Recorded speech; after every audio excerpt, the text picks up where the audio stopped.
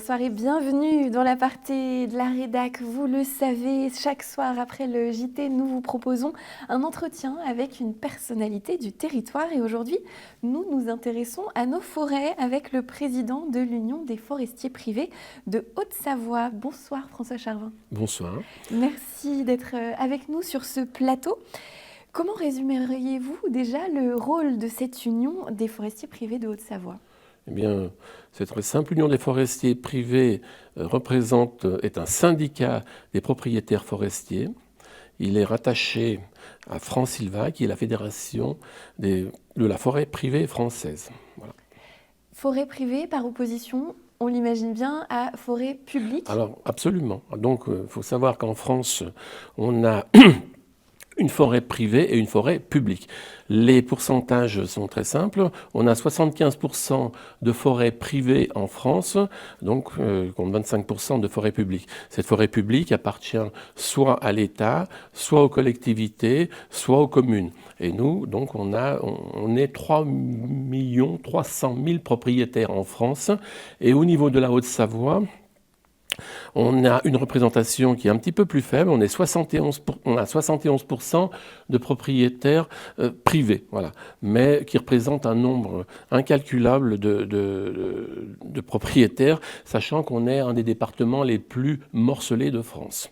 Qui sont-ils, ces propriétaires de forêts privées, justement ? Alors, en somme, beaucoup sont issus de familles savoyardes. Et le gros problème, c'est qu'on les retrouve aujourd'hui aux quatre coins de la France ou du monde. Et c'est c'est assez problématique, d'ailleurs, en termes de gestion de cette forêt privée. Comment elle évolue, cette forêt privée ? Alors, la forêt de Haute-Savoie, comme la forêt française d'ailleurs, s'est fortement développée en l'espace de 130, 140 ans.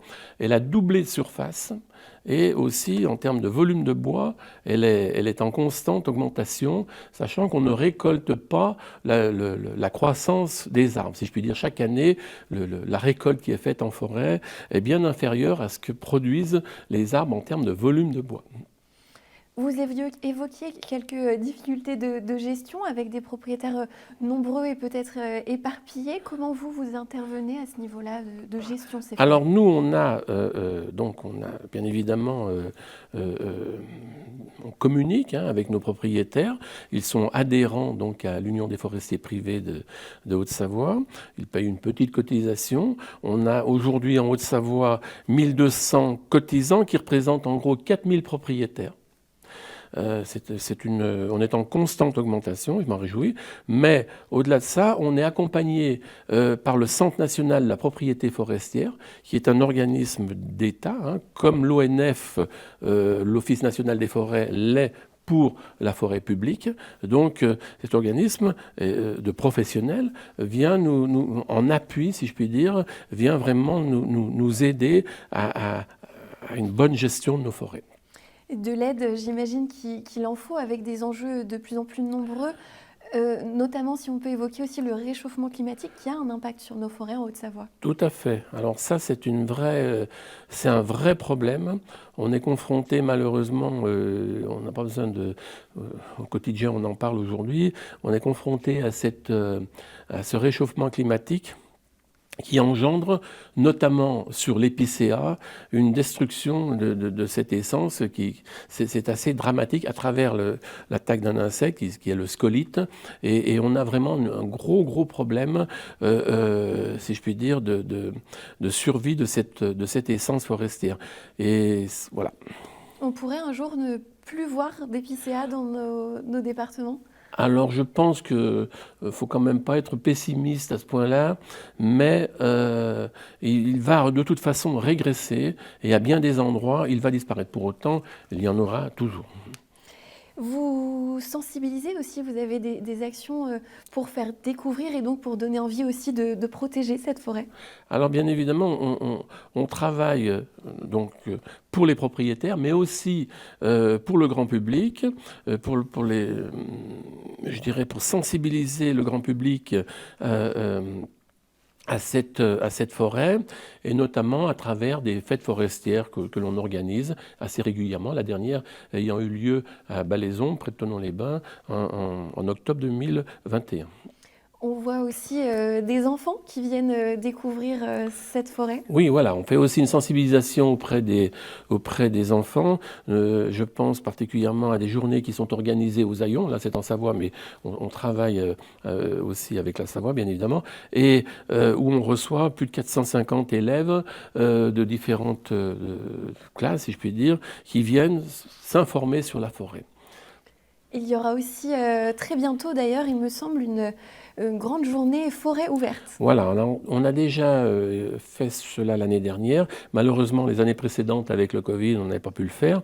Et ce sera le 21 mars, je crois.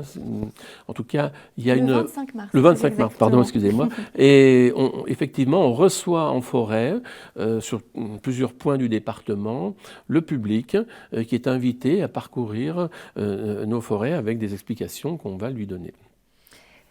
C'est toujours important, il faut encore sensibiliser les gens à l'environnement finalement qui les entoure. Il y a une grande sensibilisation à faire.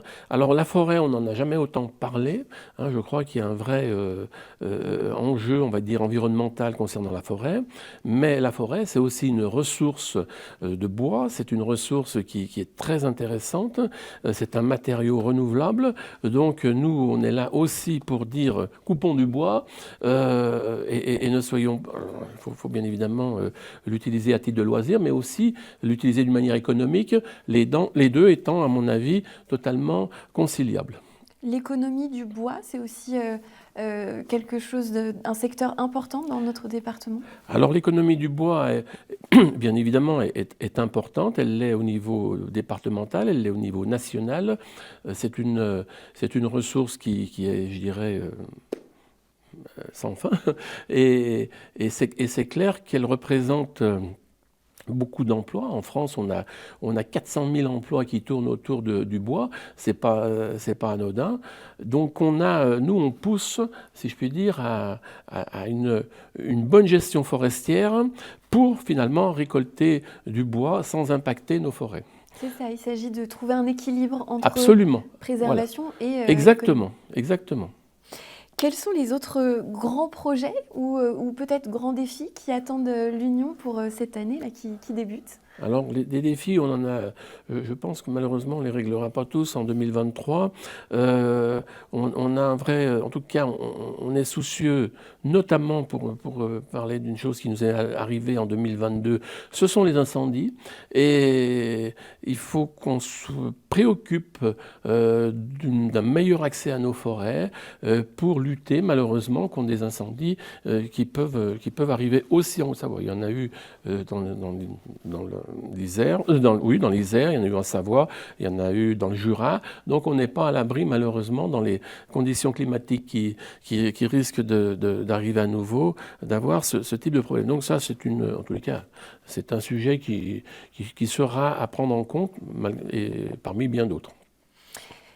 Merci beaucoup en tout cas François Jarvin d'être venu nous voir. On suivra tout ça, notamment donc, cette grande journée forêt ouverte qui se tiendra, je le rappelle, le 25 mars. Merci, merci à vous. Et c'est donc déjà la fin de cette émission. Merci d'avoir été au rendez-vous. Merci à toute l'équipe. Je vous dis à très bientôt sur 8 Mont Blanc.